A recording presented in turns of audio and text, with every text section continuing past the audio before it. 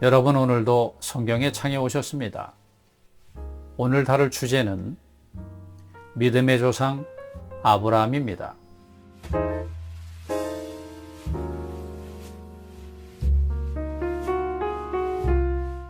노아 홍수 이후에 새로운 땅에서 인류는 여전히 번성하지만 채 100년도 되지 않아서 사람들은 바벨에서 극도로 타락하므로 하나님께서는 새로운 족속, 즉 패역한 인류 가운데서 한 사람 아브라함을 불러내셨습니다.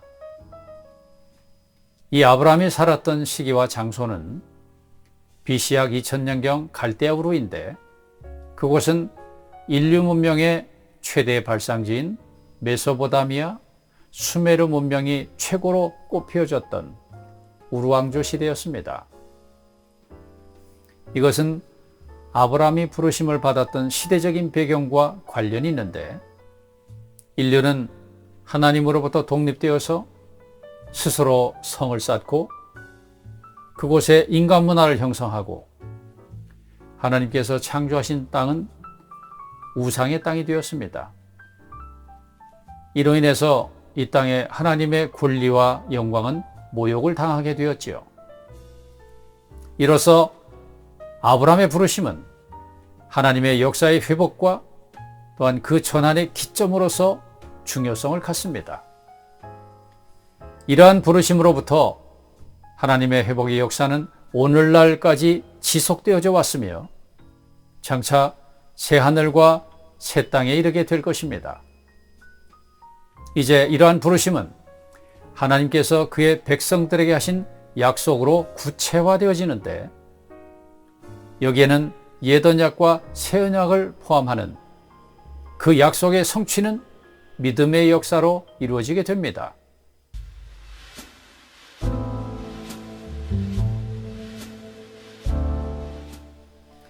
이제 창세기 12장으로부터 아브람과 관련된 역사의 내용들이 전개가 됩니다. 이 역사의 주된 내용들은 첫째, 패역한 인류 가운데서 하나님의 부르심, 그 다음으로 부르심 받은 백성에 대한 하나님의 약속, 세 번째가 하나님께서 정하신 믿음의 여정입니다. 이러한 아브라함과 관련된 역사는 새 언약 안에 사는 믿는 이들에게 동일하게 적용된다는 것을 기억하셔야 합니다. 그러면 이와 같이 부르심을 받은 아브라함은 어떠한 사람이었는가? 아브라함은 본래 믿음의 사람이 아니었지요. 우상의 땅 갈대아 우르에 사는 아주 평범한 불신자 중에 한 사람이었습니다. 그러면 하나님께서는 왜 이와 같은 아브라함을 불러내셨을까? 또한 모든 믿는 이들의 조상이 되어질 수 있도록 하셨는지, 이것은 하나님의 부르심과 그 언약이 타락한 모든 인류에게 미칠 수 있다는 것을 보여주는 것이죠. 이제 그러면 부르심 받은 자들에 대한 하나님의 약속은 어떠한 것이었을까? 직접적으로 아브라함에게 하신 약속은 한 세 가지의 초점을 가지고 있는데, 첫째는 그들로 큰 민족을 이루어서 모든 족속에게 축복이 되게 하시겠다는 것과, 두 번째는 축복의 기업으로서 약속의 땅, 세 번째가 축복의 근원으로서 약속의 씨입니다. 이러한 약속들은 하나님의 목적과 관련된 것이기 때문에 수정되거나 결코 포기되지 않습니다. 그러면 좀 더 구체적으로 이 큰 민족이라고 하는 것은 어떠한 것일까? 현재의 이스라엘의 민족은 약 900만 정도가 된다고 합니다. 결코 큰 민족이 아니지요. 따라서 아브라함에게 하신 이 큰 민족, 그 약속은 옛 언약 안에 있는 이스라엘과 새 언약 안에서 산출되어진 온 땅의 모든 교회들을 포함해서 천년왕국을 거쳐 새하늘과 새 땅에서 완성되어질 거대한 무리입니다. 또한 아브람과 그 후손에게 주리라 약속하신 약속의 땅 가나안은 그들의 삶과 그들의 생활의 터전이었습니다. 또한 그들의 축복의 기업이 되었지요. 그 땅에 하나님의 권위와 영광이 임하게 된 것입니다. 이러한 약속의 땅은 이제 새 언약 안에서 성취되어질 두 방면의 상징성을 가지고 있는데, 이것은 새 언약 안에서 모든 믿는 이들의 필요를 충족케 하는 은혜이신 그리스도를 상징하고, 또한 이 땅에 있는 교회들이 하나님의 영광을 위해서 존재한다는 것입니다. 이제 세 번째는 약속의 씨인데, 이 약속의 씨는 하나님께서 하신 언약 중에 가장 비밀스럽고 심오한 것입니다. 이 약속의 씨는 아브라함에게는 자신의 지혜와 자신의 노력과 수고로 산출된 것이 아니고, 이것은 하나님께서 은혜로 주신 은혜의 선물이었습니다. 이것 또한 상징성을 지니고 있는데, 특별히 바울은 갈라디아서 3장 16절에서 이 씨가 그리스도인 것을 선언하고 있습니다. 또한 3장 14절에서는 아브라함의 복이 새 언약 안에서 실제로 성취되는 것인데, 그것은 그리스도로 말미암아 이방인들에게 미치는 약속의 성령인 것을 말하고 있습니다. 이 약속의 성령이 새 언약 안에 있는 모든 축복의 집대성이며 새 언약 안에 하나님의 역사에 초점이 되었습니다. 이 약속의 성령으로 말미암아 믿는 이들이 거듭나고 그들이 거룩해 되며 마다들의 형상을 본받고 하나님의 영광의 표현이 되는 그리스도의 몸을 가져온 것입니다.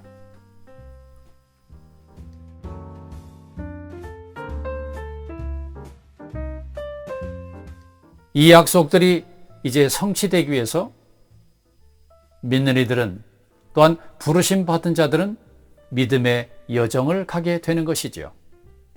이것은 일생 동안의 우리의 신앙생활과 관계가 있습니다. 그러므로 이 아브라함은 그 믿음의 여정을 가는 내용 가운데서 두 가지의 중요한 실행이 있습니다. 그것이 제단을 쌓고 장막 안에 거하는 것이었죠. 이 제단을 쌓았다는 말은 단순히 제사를 드리기 위한 어떤 형식적인 틀이 아니었습니다. 이 제단을 쌓는다는 것은 자신과 그 소유를 하나님께 드리는 참된 헌신을 의미하지요. 그러므로 우리의 시간과 마음과 또한 우리의 소유를 어느 곳에 투자할 것인가를 말하고 있는 것입니다. 자, 이 제단은 임의대로 쌓지 않고 이 거룩한 땅 가나안에서 특별히 구별되어진 세 장소에서 제단을 쌓았습니다. 그 첫째가 세겜, 두 번째가 베델, 세 번째가 헤브론이었습니다. 이 세겜은 능력이라는 뜻인데, 이제 사람이 만족할 수 있는 능력의 땅이라는 말이죠. 다시 말하면 하나님께로부터 인도함을 받는 우리의 신앙생활, 우리의 삶의 영역입니다.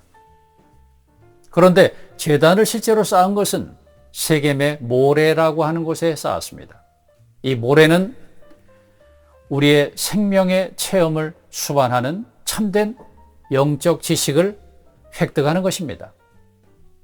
그러므로 모래는 가르침을 받은 지식이라고 하는 뜻을 지니고 있는데, 이것은 우리의 신앙생활이 참된 만족감을 유지하기 위해서 우리는 성경을 상고하는 것입니다.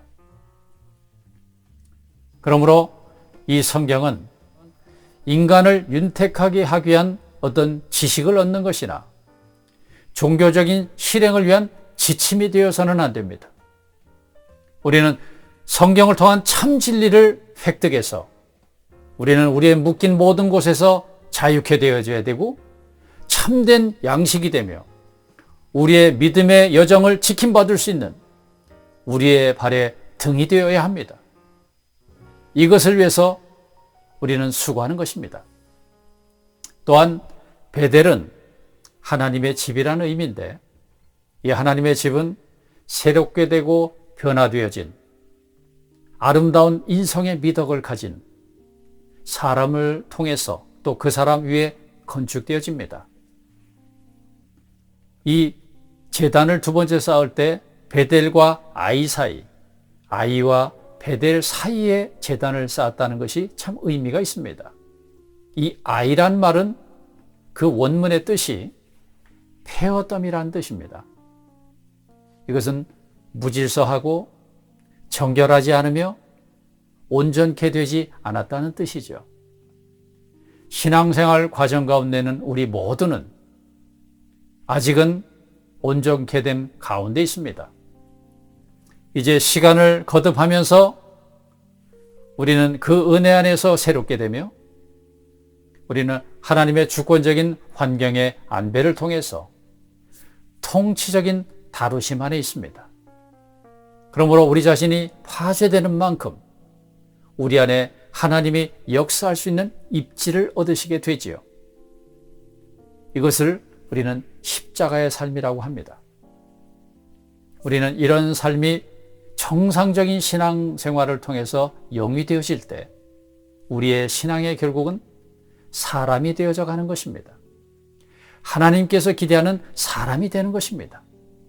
인성의 미덕으로 가득 찬 신성한 본성으로 조성된 하나님 사람이 되는 것이죠. 그러므로 신앙생활을 거듭해가면서 우리는 어떤 신비스러운 종교적인 사람이 되는 것이 아니고 정상적인 사람들이 되어지는가를 점검받아야 합니다. 또한 13장 18절에 가게 되면 헤브론의 세 번째 단을 쌓게 되는데 이 헤브론은 친교, 교제, 교통 이런 의미입니다. 이것은 외적으로 알려지지 않은 비밀스러운 감추어진 주님과의 교제하는 삶을 또 동행하는 삶을 상징하는 것이죠. 우리의 신앙생활 안에서 가장 많은 시간을 우리가 머물러야 될 것이 헤브론입니다. 그러므로 이것은 우리의 신앙의 성숙을 위한 아름다운 마므레라고 하는 곳에 이르게 되는데 이 마므레는 기름진 강건함 이런 뜻입니다.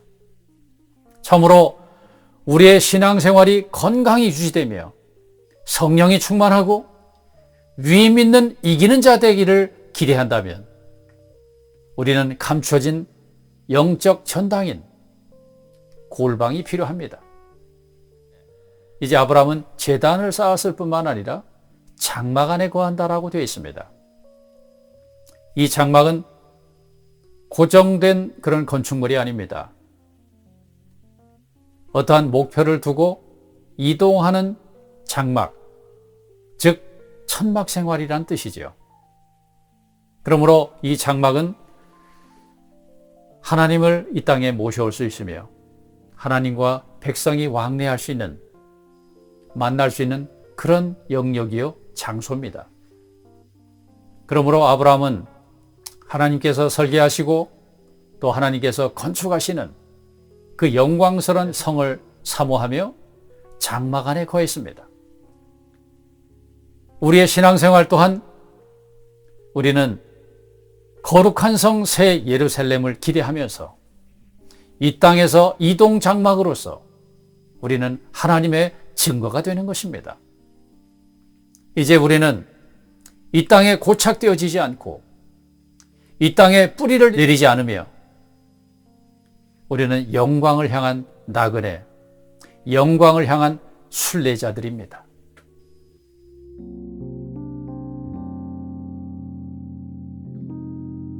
네, 이런 믿음의 여정을 가는 가운데 우리를 온전케 하기 위해서 우리가 시험을 받음과 또 믿음 안에 사는 것을 훈련하게 되는데 이러한 내용들이 12장으로부터 14장에 나타납니다. 12장에서는 이제 기근의 문제를 다룹니다. 그리고 13장에서는 세상으로부터 점유되는 것을 주의하는 것. 아브라함은 그런 삶을 살았습니다.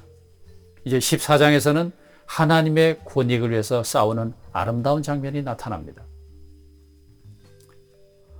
오늘 우리를 온전케 하기 위해서 때로는 우리는 기근의 상황에 임하게 됩니다. 이 기근은 우리의 매일의 삶과 생계와 관계가 되지요. 때로는 우리가 궁핍한 그런 삶을 가질 수도 있고 어려운 환경에 봉착하기도 합니다. 이런 속에서 우리는 하나님을 의지하며 그분을 신뢰하며 사는 것을 배우게 되지요. 그러므로 이런 환경을 통해서 하나님께서 그의 백성들을 얼마나 신실하게 돕고 계시는지 또 모든 것에 하나님의 주권이 있는 것을 발견하게 됩니다. 또한 13장의 내용을 보게 되면 아브라함은 땅에 속한 물질적인 문화 안에 점유되지 않고 하나님의 장막 안에 사는 아름다운 본을 지니게 했습니다. 우리는 주님과 더불어서 오늘날 세상을 통과하고 있습니다. 아직도 변화되지 아니한 우리 속에 탐심이 있어요. 이런 것을 통해서 유혹받지 않도록 우리는 점유되지 않고 오늘 세상을 다스리는 자들이 되어야 합니다. 세 번째는 14장을 보게 되면 이제 하나님의 권익을 위해서 싸우는 아브라함을 보게 되는데 자신의 조카 롯이 소돔성에 사로잡혔습니다. 그런데 아브라함은 자기 집에서 318명의 용사를 키우고 있었지요. 하나님의 권익을 위해서 살았다는 말입니다. 그래서 이 318명의 용사들을 통해서 소돔성에 사로잡혔던 그 전쟁에 참여해서 조카 롯을 구출하고 승리하며 돌아오게 됩니다. 여러분, 그곳에서 하나님의 제사장인 살렘 왕 멜기세덱의 축복을 받게 됩니다. 이것은 하나님의 기뻐하심이었습니다. 그러므로 우리는 세상과 또 악한 어떤 흐름 가운데 사로잡힌 우리의 백성들을 구출하기 위해서 사람들을 얻기 위해서 우리는 온전케 되기 위해서 훈련하고 있습니다. 자, 이러한 방면들이 우리를 점차적으로 하나님의 권익을 위해서 사는 그런 존재인 이기는 자들이 되게 합니다.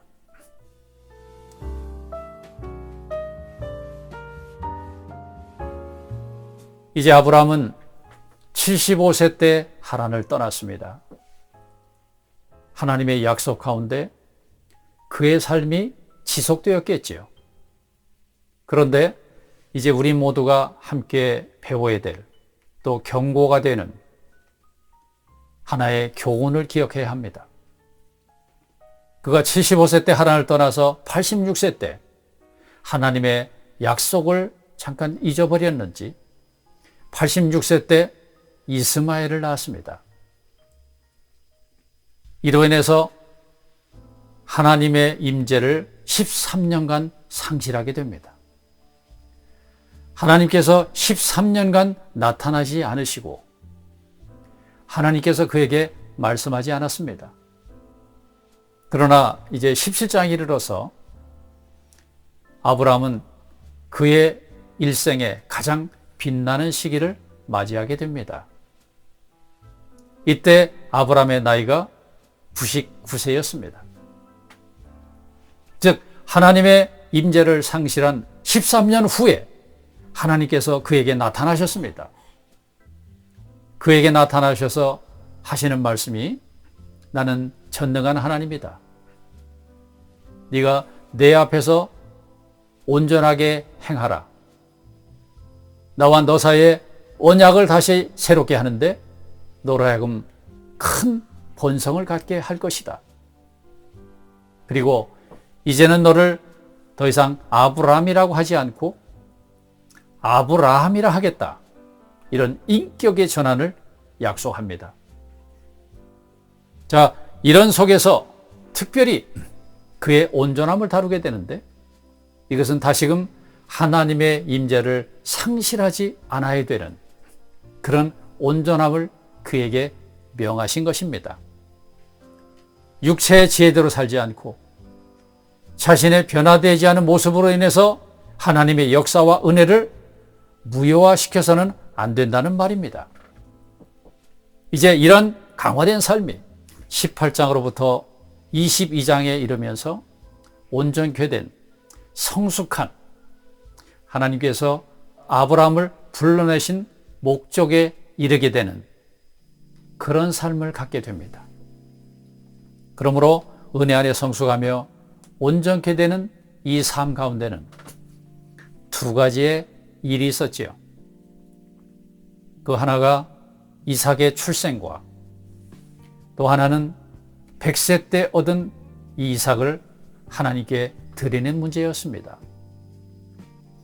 이 이삭의 출생은 아브라함의 전체 믿음의 여정 가운데에서 가장 비밀스럽고 놀라운 체험이었지요. 이것은 자신의 지혜와 능력으로 얻게 된 것이 아니었습니다.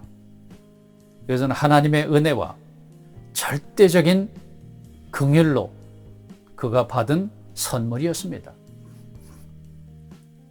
이제 이삭을 드림에 있어서 이것은 하나님께로부터 받은 하나님의 은혜로 주어진 모든 것들은 이제 하나님께 다시 되돌려줘야 되는 시험에 왔습니다.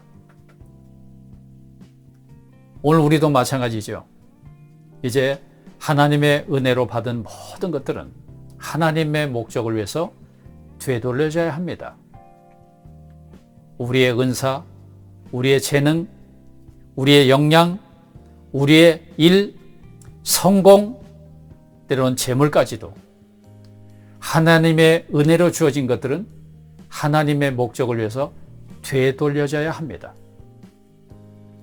따라서 이 아브라함은 이삭의 출생과 이삭을 드림에 있어서 이제 전능하신 하나님, 엘샤다이 하나님을 체험하게 되었지요.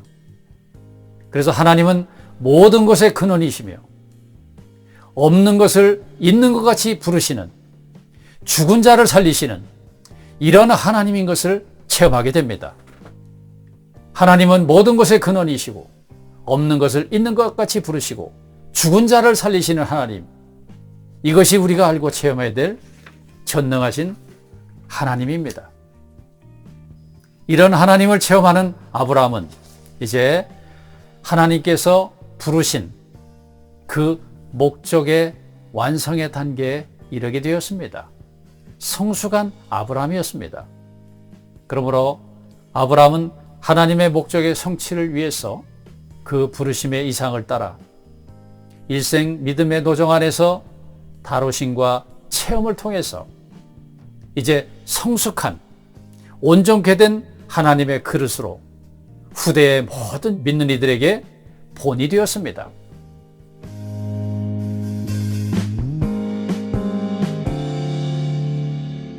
이제 우리도 아브라함과 같은 동일한 믿음 안에 사는 사람들입니다.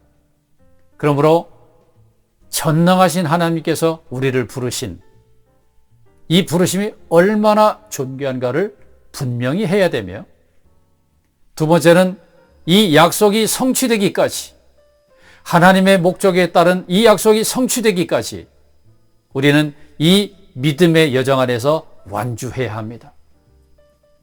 그러므로 이제 우리의 믿음의 여정을 위해서 앞서 달린 이 아름다운 본을 따라서 오늘 우리는 신실하게 그 노정의 완주에 이르기까지 우리는 이러한 말씀들이 오늘 우리의 발에 등이 될 것입니다. 따라서 오늘 아브라함을 통해서 이 아름다운 부르심과 또한 그 약속과 그 여정이 오늘 우리에게 큰 격려가 된 것을 감사합니다. 여러분, 우리 모두가 이 은혜의 말씀 가운데 지켜질 수 있도록 주님의 은혜가 함께 하시기를 기대합니다. 여러분, 성경의 창이었습니다.